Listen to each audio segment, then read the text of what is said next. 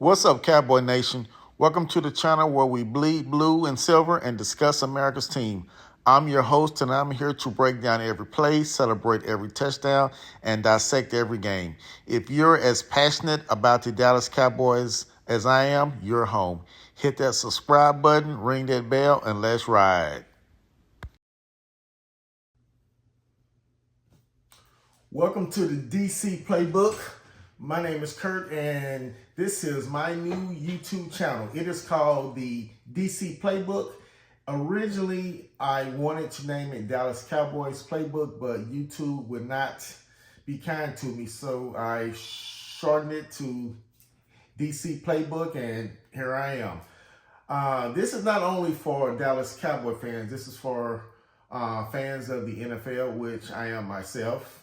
I am also a season ticket holder since 2006, so that have been the last 2 years of the old stadium. So here I am in 2025, and this is not my first time on YouTube. I currently have another YouTube channel, and I will link that in the description. But I am so happy now to be able to launch my very own Dallas Cowboy-ish YouTube channel. My plans for this channel is to be very active. I will pop on if anything breaks in the news, injury or just, anything related to the Dallas Cowboys. I will pop on and get my opinion on it. I plan on doing a short pregame, not the day of the game. I will release it the day before the game, and I will have some interesting stats or, how I see the game coming out. I will have some notes on the opponent. I will talk about any injuries that the opposing team may have. This offseason has been one of, it started out with Mike McCarthy not returning, and we did not know where the Cowboys would go for head coach. You heard names like Belichick. You heard Deion Sanders. The names were just all over the place. And the closer and closer it got to the actual hiring, the name Brian Steinheimer got louder and louder. And that was the name that I was not happy with, but I heard a lot of people say that, hey, the more he talks, the more you will like him. And ever since the hiring of him, the guy won me over, to be honest. It's just something about him, and, I don't know if it's just something different from the previous head coach, but there's just something about this guy that I have confidence in. I do believe he hired a pretty good staff for the offensive coordinator. He hired Clayton Adams, who was with the Arizona Cardinals. I believe he was the offensive lineman coach there. And a name that was here in the past for the defensive coordinator was Matt Eberflus. He was the head coach for Chicago, and I believe we got him from, I want to say, in Indianapolis, I believe. Don't quote me on that. But just all in all, the staff that was built by Schottenheimer, I am confident that this team will be prepared on Sundays. Because there were some Sundays or there were some games that the Cowboys just did not always look prepared last season. Now, we did have injuries, and you have to take that into account. And there were a couple games, specifically the Pittsburgh game, we had no reason to win that game, and somehow or another we pulled it out. So I'm happy with the direction and of the team now and the hiring of the coach and coaching staff. I just I just hope that once we get to training camp, which starts in I want to if I'm correct, July 21st. Don't quote me on that, but I do believe that is the first day of training camp. Um, when they get to Oxnard, I don't know what to expect. It just there's always this excitement around something new, a new coach, a new direction, a new voice, and that is me right now. I'm just very happy. The offseason started out very slow. You know, we had some signings, but just nothing on anyone jumped off the page.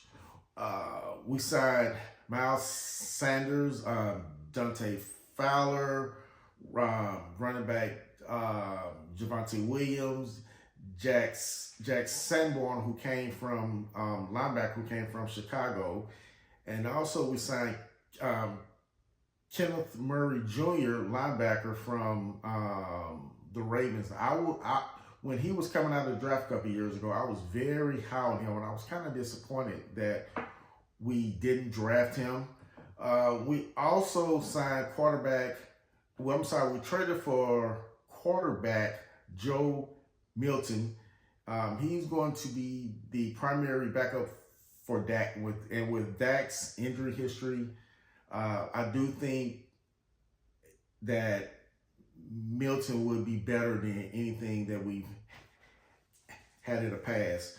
We traded for Kyer Elam from cornerback from Buffalo. I believe we gave a fifth-round pick for him. So we made these trades, but not giving up a lot.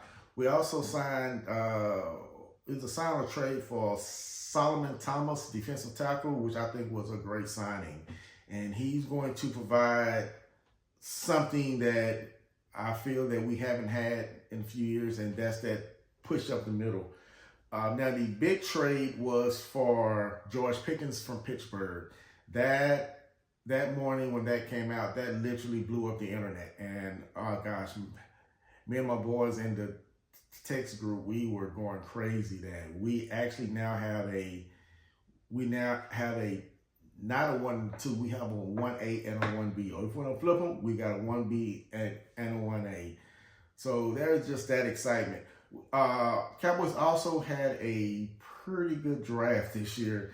The tackle from Alabama, Tyler Booker, defensive end from Boston College, Donovan Ezerique, cornerback Siobhan Rebel. I know it's different pronunciations of it. He's coming off of a ACL tear. Running back from Texas, Jaden Blue. Linebacker from Florida, Shamir James. Offensive lineman from Oregon, Ajon Cornelius. Defensive tackle from UCLA, Jay Toyo. Clemson running back Phil Maffa. And defensive tackle from Maryland, Tommy Ezabaki. I hope I said those names correctly.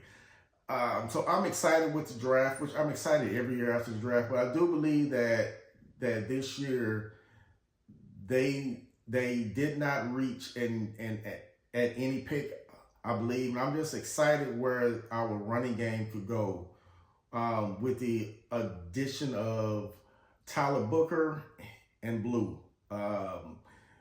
This team should be able to run the ball, passing the ball. I don't know, because I'm not sure of the philosophy yet. I don't know if we're going to turn and hand the ball off, or if Dak's going to drop back and pass the ball 25 times a game. I don't know, and we won't really know until that first game against the Eagles. So I'm excited about this coming season. August the 10th, we have a Netflix documentary called America's Team. And it is a 8-part series about pretty much the 90s Dallas Cowboys. And that was in my wheelhouse. I was in my early 20s, and it was Super Bowl. It was Super Bowl. It was NFC Championship game, Super Bowl. It was a lot of winning. It was a lot of drama.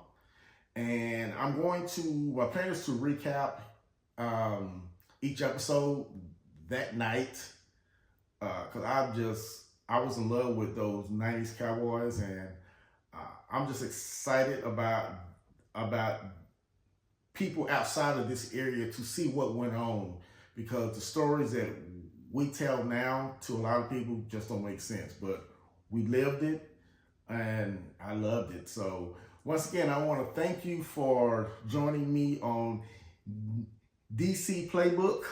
I'll get it down, and come back and see me, and we will do this again.